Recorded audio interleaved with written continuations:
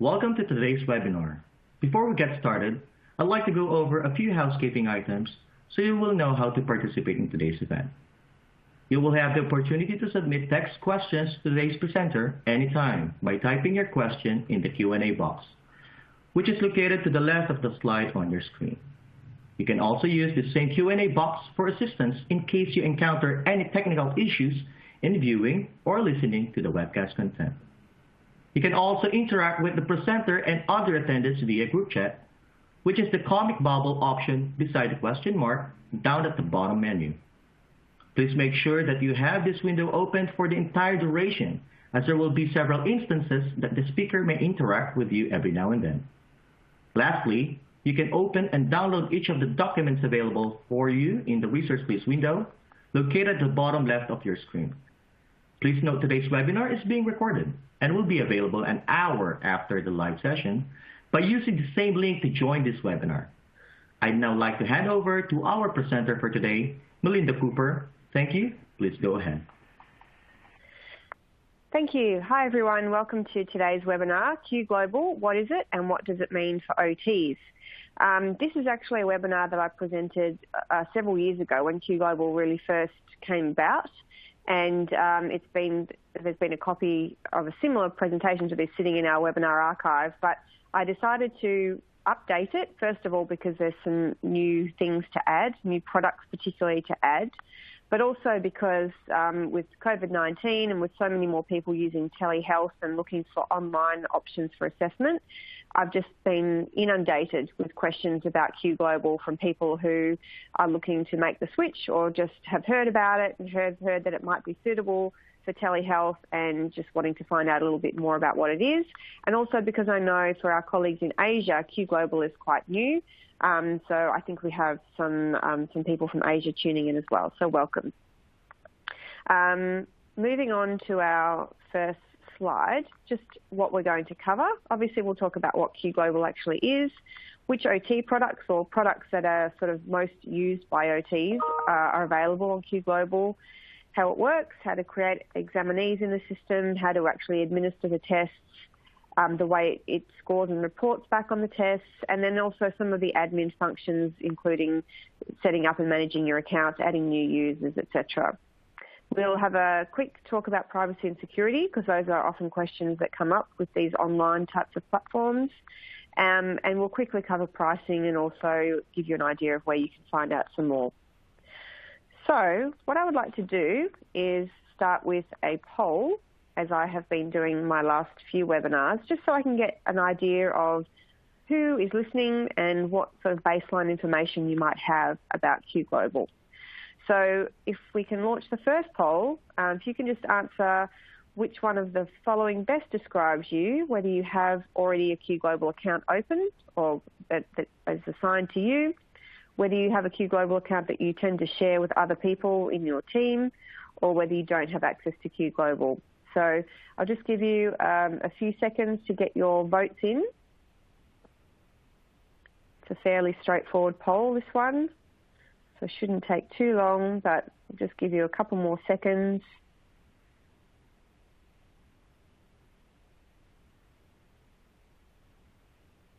Okay, closing the poll now. Okay, so everyone who's tuned in has a Q Global account already, which is interesting. So that may mean that you are already using Q Global, which is where we come to our next poll. How familiar are you with Q Global? Do you use it a lot? Have you used it a few times? Or have you never used it and you're just tuning in to get a sense of what you might actually be able to use it for? So again, we'll wait a few seconds.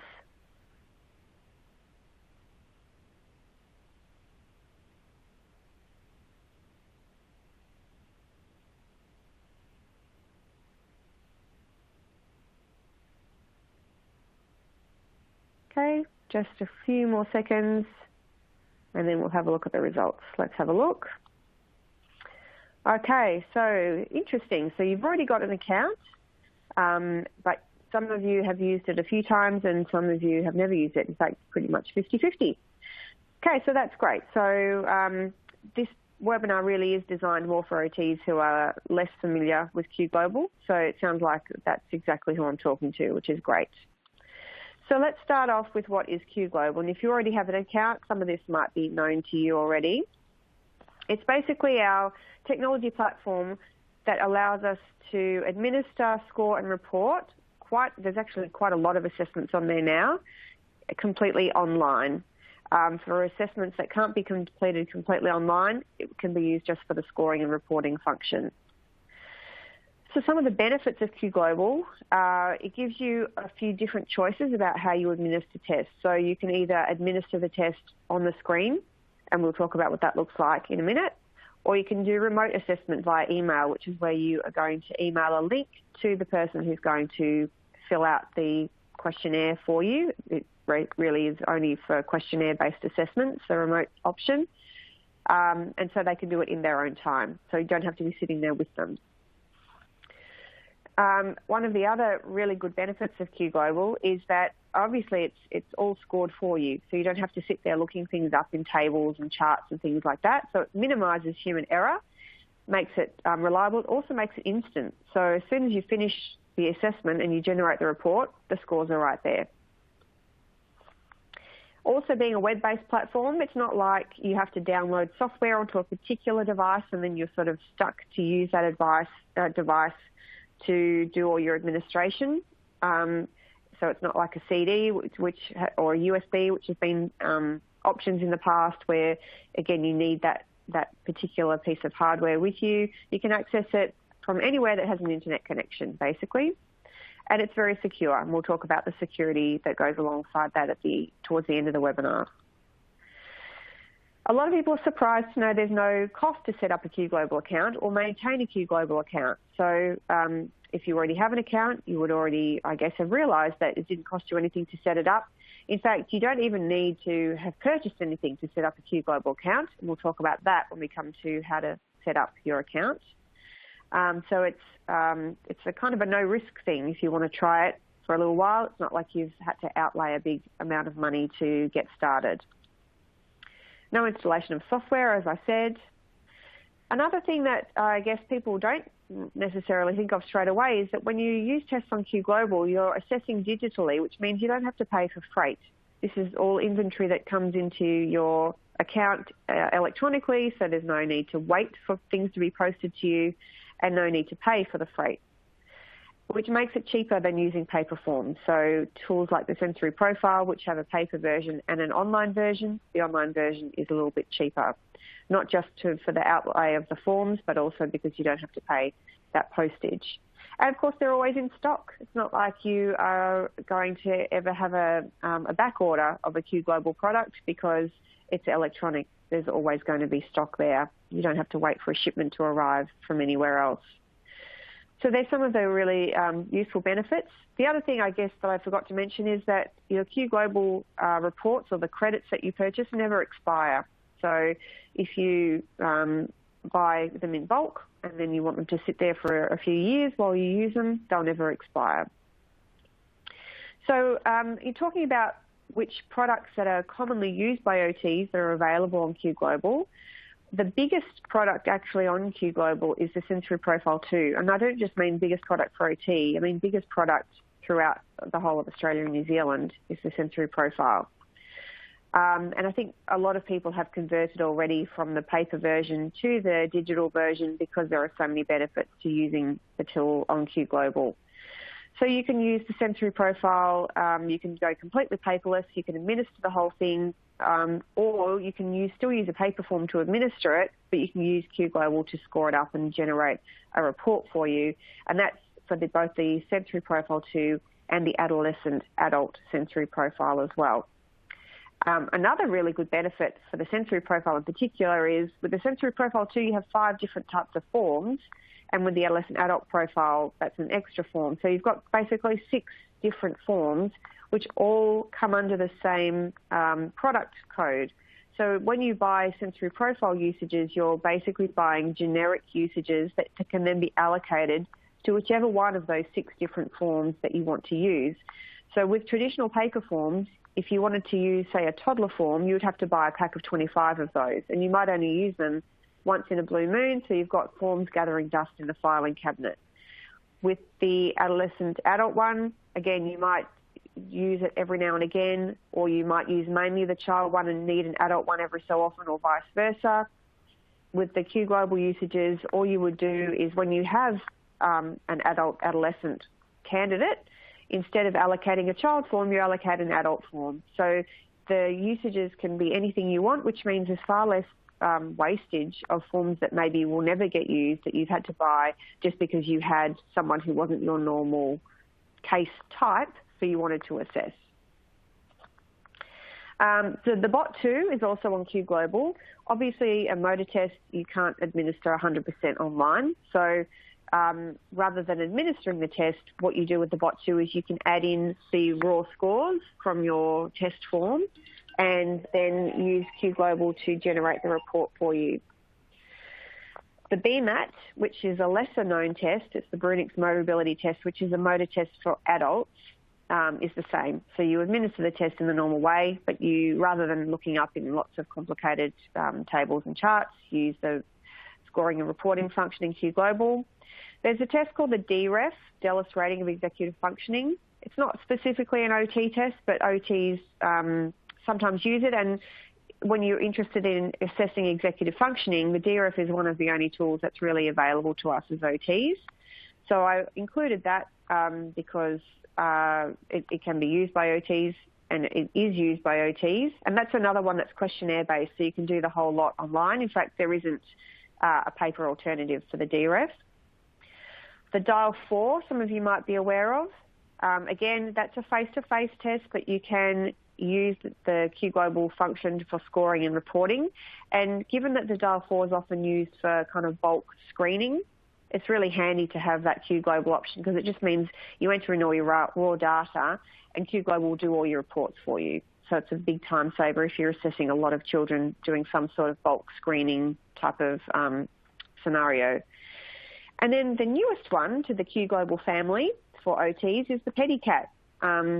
So the PEDI-CAT has been available in a different format for several years, but as of the start of April, it's now also being distributed by Pearson on the Q Global platform. And again, it's a wholly online test, so you don't have a paper alternative. And we'll talk a bit more about what the PEDI-CAT looks like on Q Global as we move through the presentation. So there's quite a few there. There's also tons and tons of other assessments, some of which you may dabble in as an OT. So these aren't the only ones, but these are I think, the most relevant ones. The other thing is the Bailey 4. So the Bailey's, I think, just been released. Australia and New Zealand version has Q Global scoring as well. So that's something new for the Bailey, which is pretty exciting. So how does it work? So you need to first create an account, and I'll talk about how you do that towards the end of the presentation. But once you've created your account, you can go to this web address, and I just bookmark that address so that I don't have to type it in every time. And you'll hit this sort of landing page where you enter in your username. I've got my email address as my username, which is kind of silly because you don't need to use your email address. You can use a much shorter name than that. So that's just my inexperience. When I set my account up, I just used my email address because I thought it would be easier, but actually you can make a much easier one than that. And then your password, and your password has to be, there's some quite heavy security around the password as far as how complex it has to be and how often it has to be changed. So you'll enter those in, and you can see you can do that from anywhere that you can access the internet and sign into your account. Once you've logged in, you'll reach the next screen, which gives you an examinee list. So you'll get to this page, and we'll talk about the different components of this page in a second. But the thing you'll see as you start to do more and more assessments on Q Global is this list down here will grow, and we'll get more names on it. And you can see that there also is some links up the top. These are more the administrative functions of Q Global. And then we also have these green buttons, which are sort of the action buttons, things that you can do with the data. So let's talk firstly about how to set up a new examinee in Q Global. So to add an examinee, you've got to click that little green button that I just pointed to, the new examinee, add an examinee. And you'll just be putting in their data. Now, if you can see, there's actually only in this particular test, there's only one field that actually is mandatory, and that has a little red asterisk on it, and that's date of birth. And the reason why that's mandatory is we need to know which age norms we're comparing this data to. So it's really up to you how much other data you want to put in. And a lot of people have questions about the security and the privacy of the data, which is very, very fair enough. And we have a data privacy statement, which you can certainly download from our website, or I can send to you if you send me an email, which explains how the data is protected. It's all encrypted. It's subject to regular audits. It's a very, very complex storage system that has a lot of protection on it.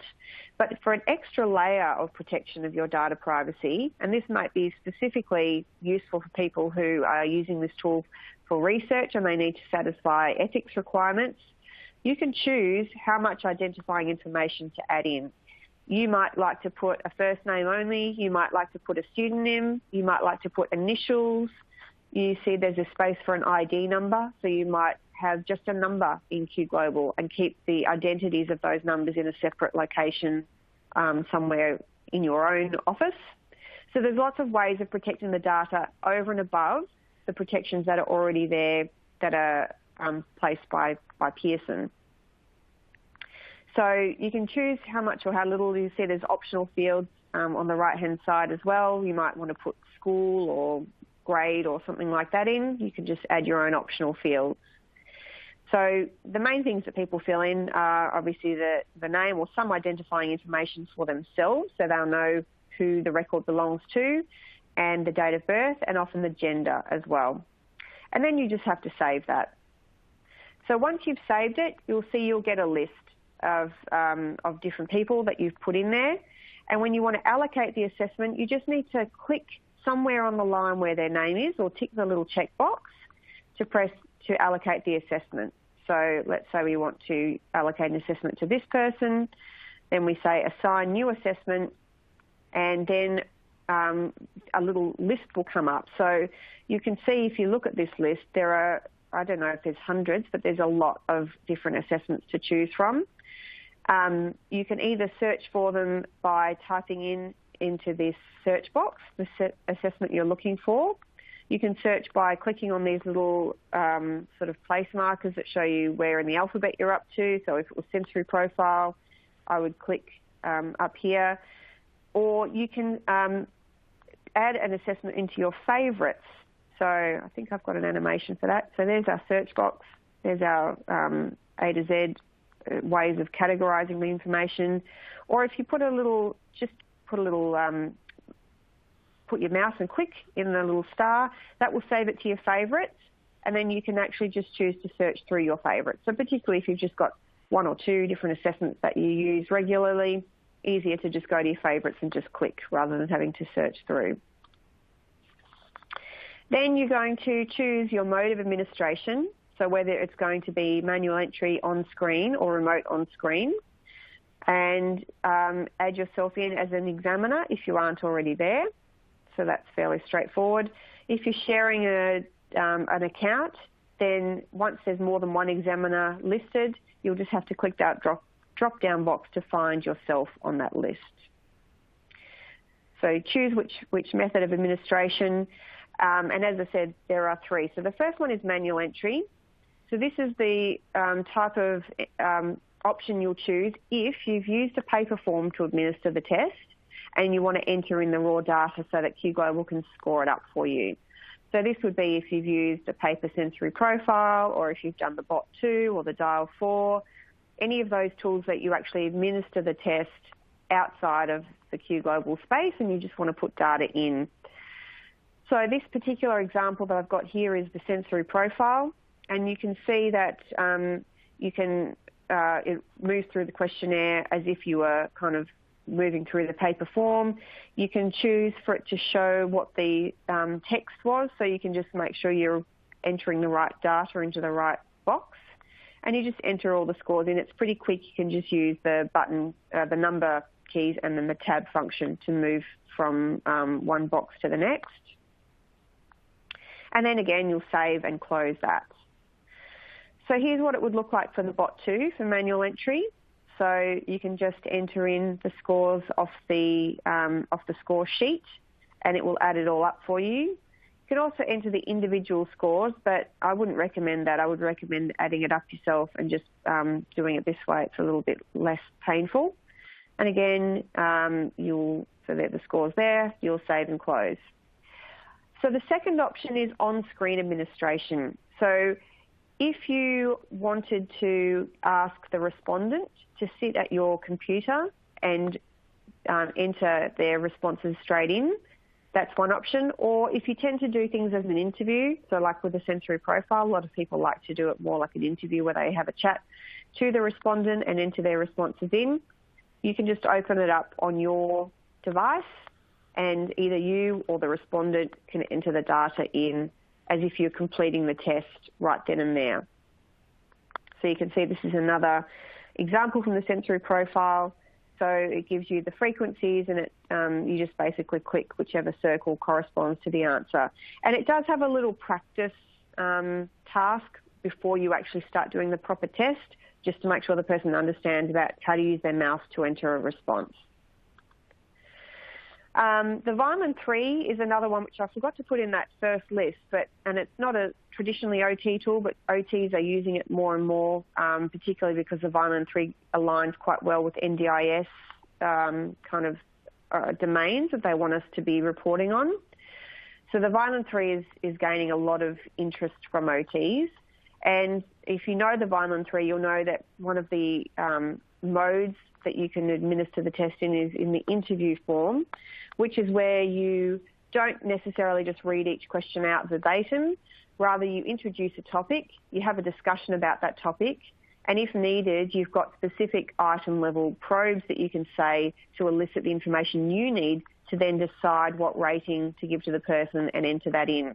So the interview option is really handy if the respondent isn't, if you don't think that they will cope with understanding the rating system, or if you think that they may have some sort of reason to want to give you skewed information. For whatever reason, if you think it's better if you actually make the judgment call based on what they tell you about what the score should be, you can use that interview form. And it's much easier, I think, to use the interview form digitally than to use it on paper, because Q Global automatically keeps track of what the item probes need to be, the basals and the ceilings and all that sort of thing. So all you need to really focus on is really having that good conversation with the respondent to find out what you need to know so that you can enter it in. So it automates a lot of the other thinking that goes around that interview form. Now, the PEDI-CAT on Q Global is interesting because Q Global is kind of being upgraded, I guess. There's PEDI-CAT, there's Q Global kind of Mark II, which is a much cleaner, easier to use interface than the original Q Global. And because the PEDI-CAT is so new, it's, I think, the first product to actually move over into the new interface. And so this is what it looks like. It's a lot cleaner, a lot simpler and more visually, I think, just easier to navigate. So when you choose the on-screen option for the PEDI-CAT, you just basically click on either this little picture of a screen or a picture of a kind of an email, which is very clear. You will then, the other thing you can do is, for any of them, not just for the PEDI-CAT, is test lock. So if you're going to sit someone in front of your computer, whether you're going to be there or not, you don't want them to be able to navigate around other parts of the computer while they're there.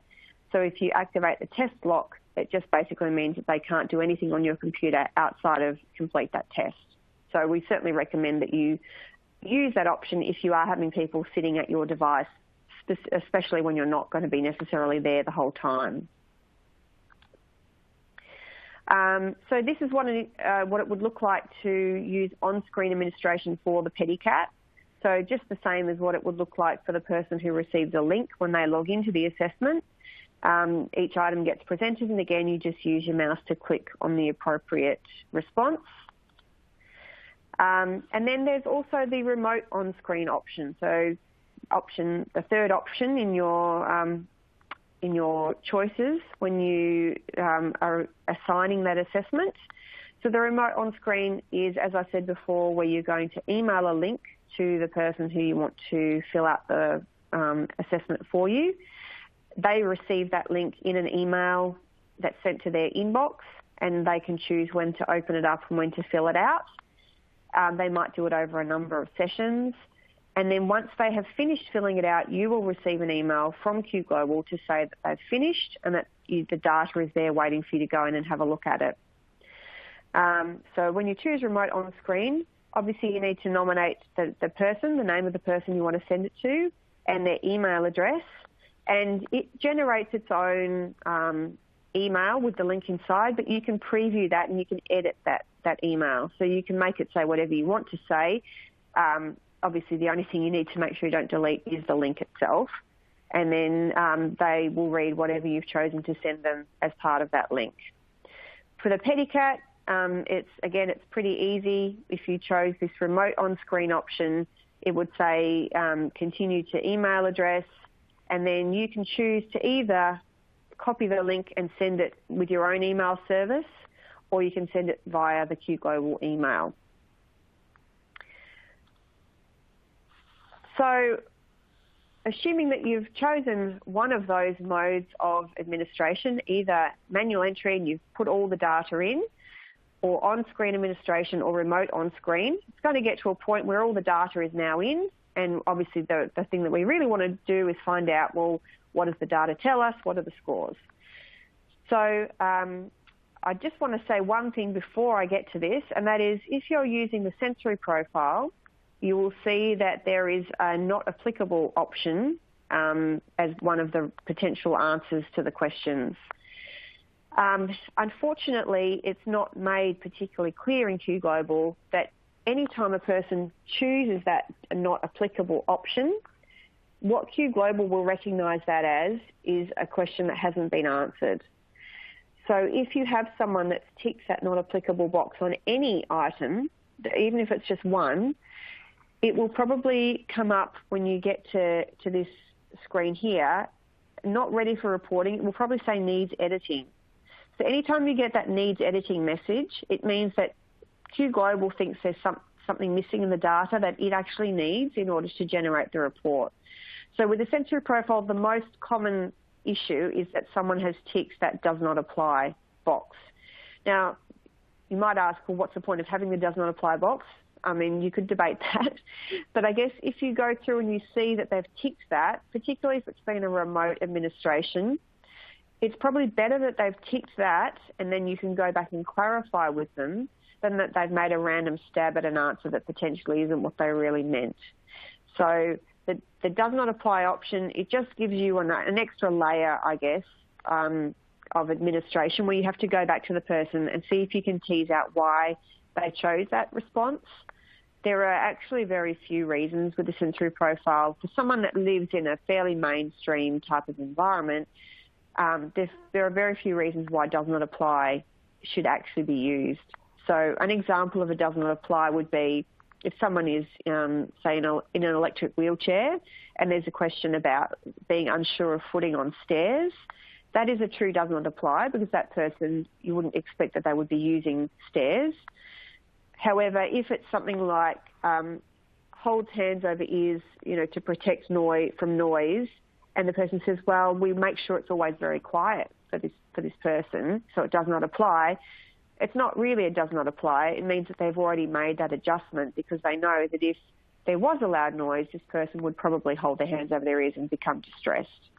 So having that does not apply there is kind of a curse as well as a blessing. It means that you'll need to go that extra layer before you'll be able to generate your scores in Q Global, but it also means that we hopefully get the most valid data that we can get. So that's just a little caveat specifically for the sensory profile. But anytime you get something that comes up on any test that says needs editing, you need to go through your data and have a look and make sure that everything is in there, especially those items that have the red asterisk on them that show that that's a required field.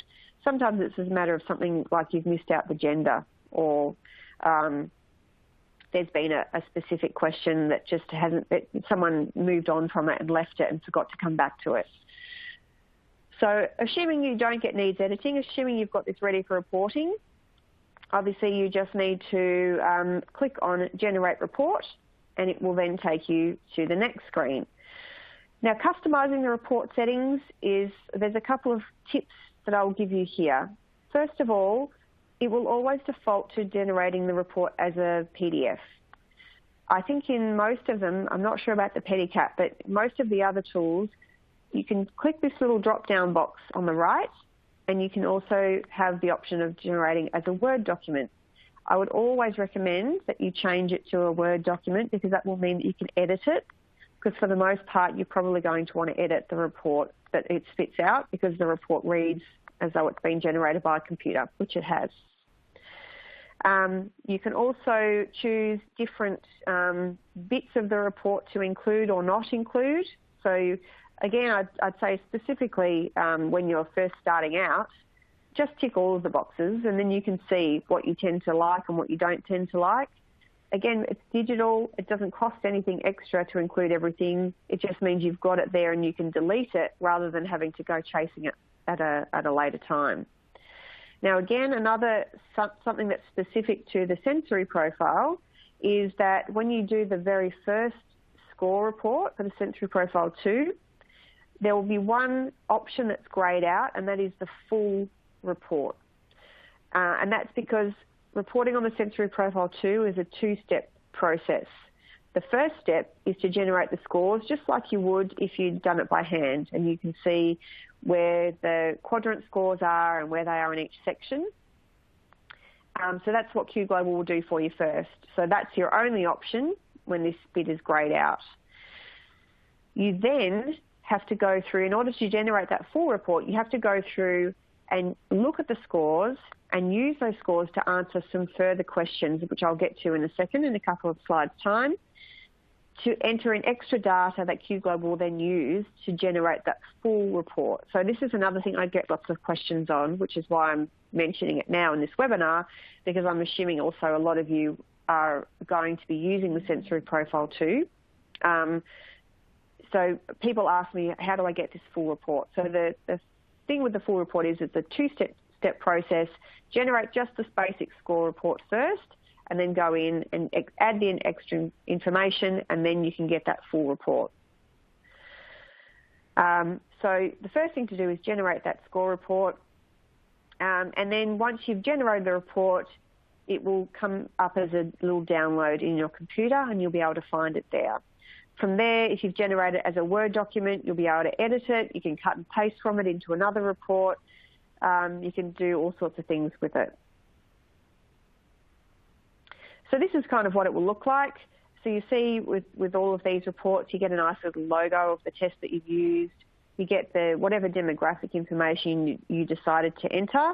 Now, bearing in mind that if you choose to include this with those check boxes, but you haven't entered in a name or any of this other information that wasn't required, those headings will still be there, but it will be left blank. So choose what to put into those fields when you're first putting all this data in, because that's what will show up in the report. So then that first initial score report for the sensory profile 2, it will just look like this, where it will just put the little marker in the box that shows what their score was for the quadrants and also for the different sections. It gives it to you in numbers, and it also tells you whether it was more than others, less than others, etc. And you can also choose to get the item analysis report, which is where you're basically generating a digital copy of what the completed paper form would have looked like had you filled it out. So that can be a really, most people like to generate that to have in their file if they have a hard copy file, so that you can see what would have happened rather than having to go back electronically and look. Here's an example of what the Vineland 3 report looks like. So again, we have our sort of cover page with the demographic information. And again, you can choose which of these bits to include or not include, a visual sort of score summary. all the different domains and the scores and the confidence intervals. So you can just see how much time this has saved, particularly for a complex test like the Vineland that has lots of sections. Previously, these would have all been things you would have looked up in tables and had to look up over multiple tables to generate these figures. With Q Global, it just does it all for you. The maladaptive behaviour, pairwise comparisons, which most people don't need to go to that level, as well as a narrative report. And when you read these narrative reports, they just describe the scores, but they don't really do a whole lot of extra interpretation because they've been generated by a computer. You can also have some intervention guidance, but again, it's very generic.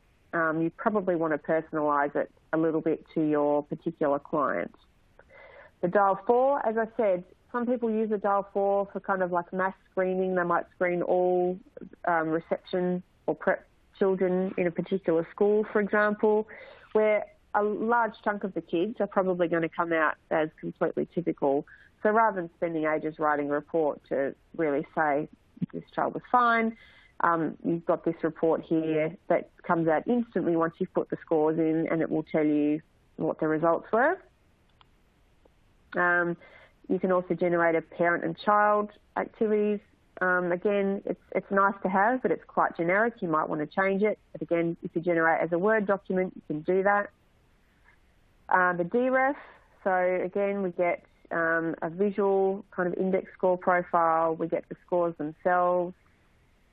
This is what the Bot2 one looks like. Again, with the Bot2, if you do the whole test, you've got actually lots and lots and lots of different tables in the back of the manual that you have to look up. It's very visually busy, so it's easy to sort of make a mistake, and it's quite time consuming. So here it's all just done for you instantly. So basically what the front of the score sheet would look like if you filled it out by hand. Plots it all for you on the bell curve, and again generates a very, very broad general sort of narrative report. And you can also use the short form of the bot, which again looks very similar, just on a smaller scale. You can generate the adolescent adult sensory profile report. So again, you can get the scores and what the classifications are.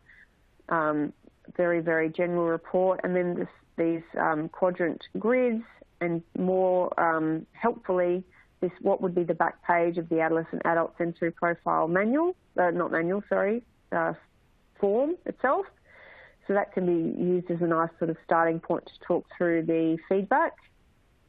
And also the item analysis that you can do. So if you were to do this by hand, this would involve photocopying the relevant pages from the back of the manual, looking up all the scores and transferring them all manually into the white boxes, and then doing your analysis, which, if anyone knows about the adolescent adult sensory profile, these extra little item analysis maps can be useful if there's a pattern to be seen. But if there isn't a pattern to be seen, you've kind of done a whole lot of work to really not get any further in your interpretation. At least if Q Global's done it all for you, you've got the option to look at these or not. You haven't wasted any time generating them yourself. Now we come to that full assessment report that I was talking to you before with the sensory profile 2. So if you want to get this full report, and it's really optional, you don't have to use these reports. You can just take the scores and write your normal report, but this is an option for you in Q Global. If you want to do that, you need to go back to the person's name, and when it says report generated, you're then going to say generate report again. And you need to go back into that assessment details page and actually scroll down further down the page to see the tabs across there, the grey tabs, one that says examiner demographics. So you're going to find examiner demographics. Now this is where people get stuck because you have to scroll down to find this from this page here. From this page here. You scroll down and you get to this page here, or this part of the page. So examiner demographics, and this is where it's going to ask you a series of questions that basically require you to look at the scores and to marry up the scores that you've got with the difficulties that were being expressed by the client or the parent or the teacher or whoever it was. So what you're basically doing in answering these questions and typing your responses into these grey boxes is you're essentially writing your report. You're doing your interpretation. You're doing it by answering a series of questions. Now, what will happen with this information that you type into these boxes, and just another little tip, before it will let you type in this box, you have to go back up to here, up to edit. So you need to click this green edit box before it will let you type anything into these grey shaded boxes. It will take whatever you've written in there and it will slot it into its little predetermined report. So it has gaps and it's waiting for your information to put in the gaps, which then creates the full report. Now, if you tend to start your sentences with a capital letter and end them with a full stop, as we've all been taught how to do, unfortunately, some of the gaps in that template are not the start and the end of the sentence. They might be the middle of a sentence. So what you end up with, if you generate it as a full report, is you end up with some funny grammatical stuff going on. So you must, if you're going to do this full report, you must do it as a Word document so that you can edit it. Sometimes as well, depending on how you've expressed yourself, it doesn't fit that well inside the sentence, so you might just need to change the structure of the sentence. Now, with all this mucking around, you might feel like really you've spent more time, it hasn't really saved you much time by having to do all that editing. So it's really, as I said, completely optional whether you choose to do this full report or not. You might just like to do it a couple of times just to get a gist of the types of questions that you're needing to answer, to help guide you as to certainly what Winnie Dunn would say would be important things to put in your sensory profile reports. If you're really wanting to talk about the sensory profile a lot more, there is actually a specific webinar in our webinar archive about using the sensory profile tool on Q Global, which goes through this in a bit more detail as well. So then the other thing we have is the rated demographics. Now, if the person has filled this out as a remote or on-screen option, those rated demographics questions will already be answered because they will have been asked on the screen when the person filled in the form. However, if you've done the sensory profile 2 as a manual entry, where you've used the paper form, you will also need to then get answers to these rated demographics questions, which are things like what does your child do well at, what areas would you like things to change. So those types of questions, which are those preliminary questions, you'll need to get answers to. And in the resource library, which we'll get to in a minute, you have PDFs of those questions. So I would suggest if you're going to use the Sensory Profile 2 manual entry option, that you go in and you just into the resource library and print out those PDFs so that you've got a stack of them on hand ready to take with you alongside the paper test form. So this is then a sample of what you get. And there are samples of these reports on our website, on the product pages. If you go down to something like technical information or further resources on those product pages, you'll see sample reports from all these Q Global tools. So you can just see it just takes those questions that you've answered and slots them in under those headings. Here's a sample report from the PEDI-CAT. So there's two versions of the PEDI-CAT. There's the kind of the full PEDI-CAT, which they call the content balanced version, or the Speedy CAT, which is the quick one. So here's an example from the Speedy CAT, but obviously the other form looks very similar. So we get our scores. We also get a list of the items that were administered because the computer adaptive function of the PEDI-CAT means that not all the same items are administered to the same people. And you can see what the answers were to each question. By the way, also, it's not included in this presentation. It's kind of more of an advanced, I guess, option, but you can do a bulk extraction of this data into Excel, which is good for people that are using this tool for research. So if you're interested in finding out more about that, just give me an email or a call and I'll help you through that one. Now, an interesting thing that we get with the PEDI-CAT, which is the only other test the PEDI, the original PEDI, and the only other test that we sell that has it is the school function assessment, and that's because there's a lot of overlap with the authors of the PEDI-CAT and the school function assessment, is you get these item maps. So with the PEDI-CAT, you get two different types of scores. You get your T-scores, which are basically your norm reference scores that compare the child's performance against other children of the same age. And then you get these scaled scores, which are more like a criterion reference score. So you're looking at the level of independence in that particular area across the spectrum from completely dependent up one end to completely independent up the other end. And you just map where their performance was. And you sort of can compare their performance on individual tasks within a domain to their overall performance in the domain to see whether they're doing maybe better than you'd expect or not as well as you'd expect. So you can use that for goal setting to really hone in on the areas where they probably could be doing better, but they're not for some reason, and to also celebrate the areas where they're doing better than what you would have expected they were doing, and to measure, meaningfully measure progress, because the next time you assess them, they might still be, from a T-score perspective, they might still be way below their same age peers. But if you can compare the item maps and see the progress that's been made, you'll be able to see that they are progressing towards independence, even if they're still below what they would consider, what should be considered to be doing, given their typical developing peers. And I'm going to run a webinar specific to the PEDI-CAT either next month or the month after, to really get into these item maps and how to interpret them and use them for goal setting in a lot more depth. So today we're just going over things quite quickly because it's a general Q Global webinar. But again, if you're interested in more information specifically about how to use the PEDI-CAT and how to interpret the PEDI-CAT scores, just send me an email or get in touch. So that gives you an idea of what it looks like when you administer or use the Q Global to enter data, what sort of reports you get out and how it works. And now we'll talk about some of the administrative functions. So a really, really important and useful part of Q Global is the Q Global Resource Library. So that is one of these links up here, particularly right now. So as I said before, a lot of people have switched to telehealth, and some people are now starting to switch back, but some people might maintain a telehealth presence in their practice for quite some time, if not indefinitely.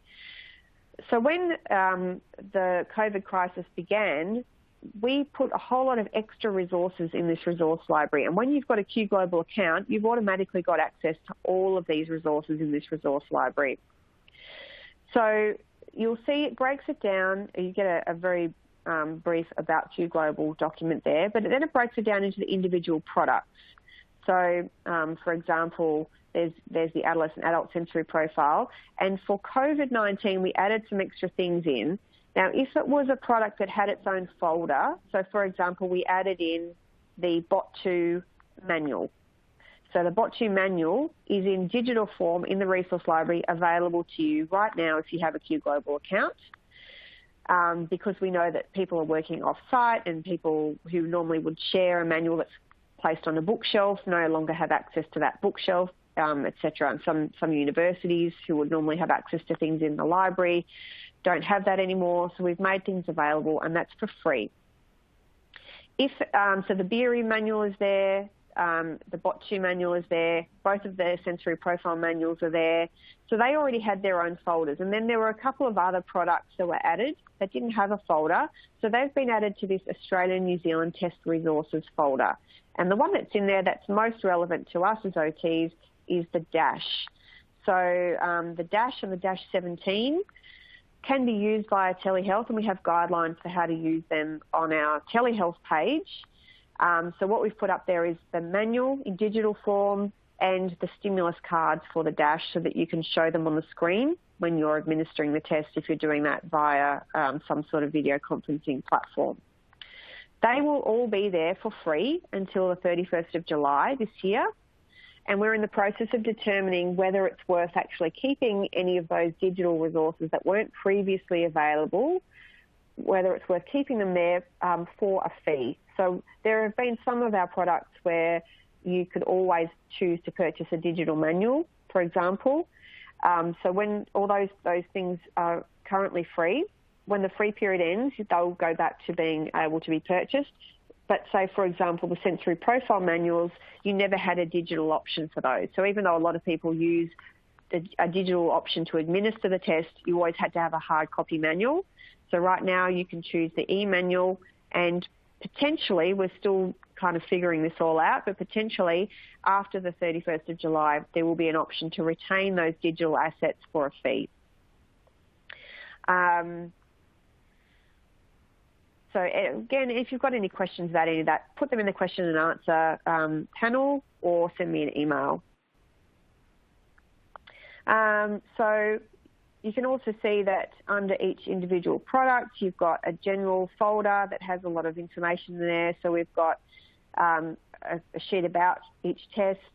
Then we've got the examiner rated, so the rated demographics forms that I talked about before, the PDFs that you would print out to take with you to administer alongside the paper form. So the resource library is a really great place to just go in and have a look around and see what you can see. And it's all for free and it's all available. That's what I was going to say. If you've got a manual in the resource library, you can't actually print it off from there. It's only available to view on your screen. But if you open it up, when you open it up, it'll open up in a new tab. And even when you close Q Global, that tab will remain open until you close it. So if you want to have access to that manual after you've left Q Global, or if you're sharing your account with other people, you can keep it open, and as long as it's open, you will be able to view that document, but as soon as you close it, you'll need to go back into Q Global to open it again, and you can't retain a copy of it in any way. Okay, so you can also manage your account from this, the admin functions up the top. So that's where you can obviously have things like you can see what your user level is, you can edit or change your password, you can edit your information if you've changed your name or if you've changed your phone number or email or address or anything like that. You can see what inventory you've got, so you can see what you're running low of. You can also add people to your account. So a lot of the other questions I've had are about how to sort of structure accounts when you've got an organisation that might have multiple therapists wanting to use Q Global. How can you kind of link it all together so that the purchasing becomes more streamlined? So you've got two options there with managing accounts. So you're going to, if you're going to manage accounts, the account will come up, and then you can either, when you add that, click that little plus button, you can maximise that, and you can see who are the users on that account. So this is our PCTA internal account. These people are all users, which means we all have our own password, username and password to log in, but we all share the inventory and we can see each other's data, which is fine for us because we're doing non-clinical work. It's all just examples. So that's one way you can share, you can have people linked, you can have everyone as users on the same account. But when you do that, each person will have their own login, but they'll still have access to everybody else's data. The other way to do it is to set people up with their own sub-accounts under that account. And that's where you can go to new account and you can see down here some more little, under all these little avatars, some more accounts. And these are all sub-accounts of this parent account. So once you've got that parent account, it's very easy to go in and add those accounts. And usually the parent account will be held by a clinician, a team leader, or someone who manages sort of the budgets or, you know, has those decisions about when things can be purchased. So we can see there who owns this account, and they're the person that then has all these tabs to look at inventory. They can allocate inventory to other linked accounts. They can see who the users are. They can delete a user if someone leaves, for example. So these are all our users. You can add a new user to your account very easily here. So when you do that, when you put that person's email address in, that will trigger an email to that person to help them set up their account with their own username and their own password. So you won't necessarily know that unless they give it to you, which keeps the data confidential.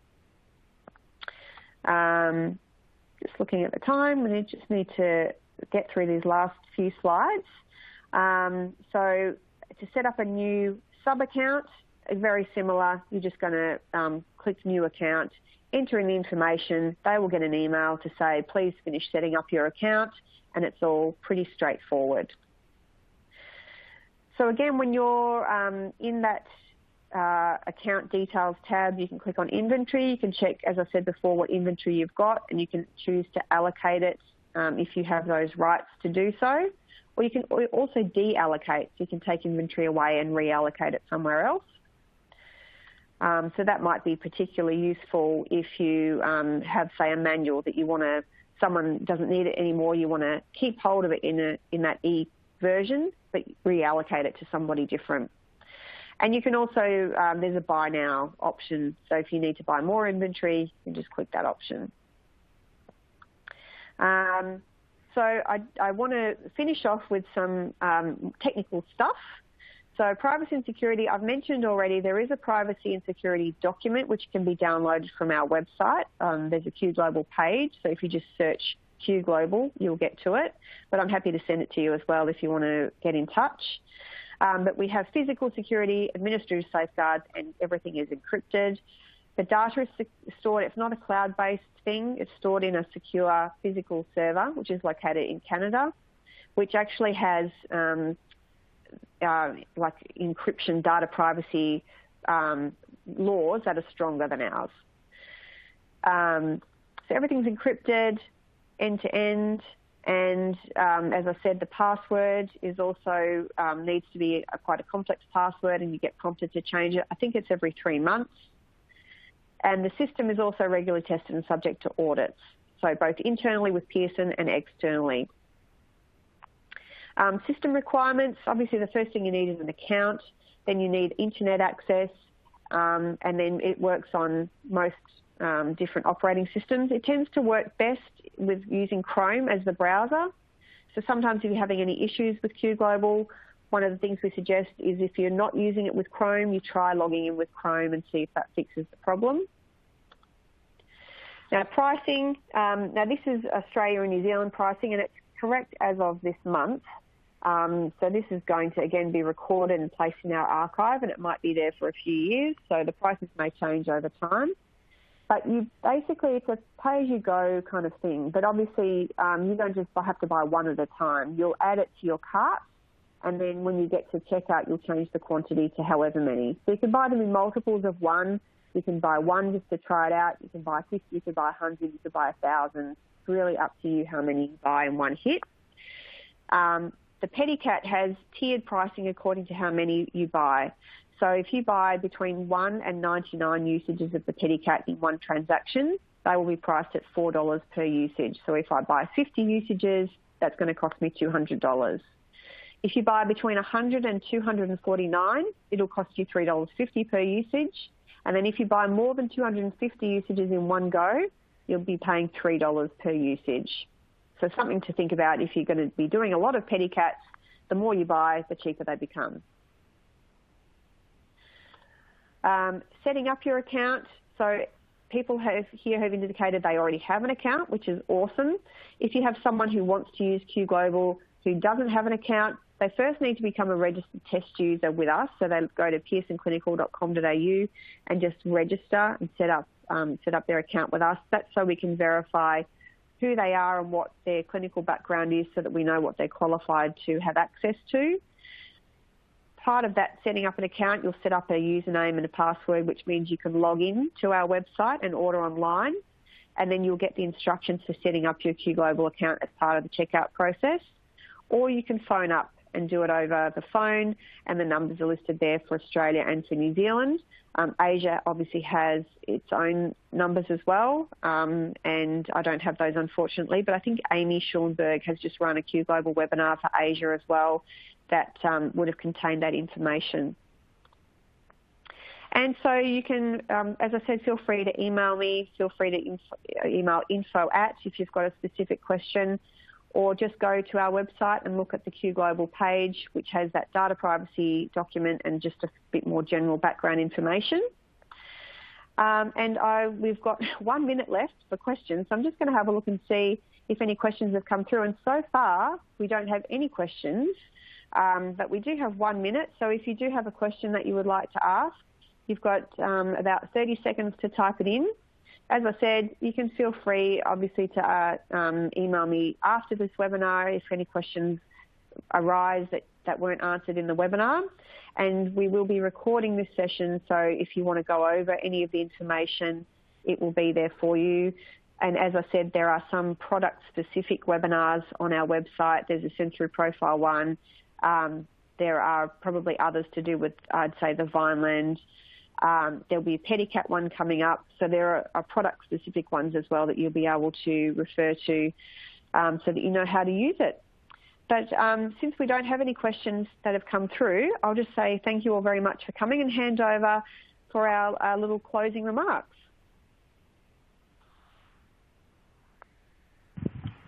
Ladies and gentlemen, this concludes our webcast for today. We hope you found the presentation informative. Have a great rest of the day and stay safe. Thank you. Goodbye for now.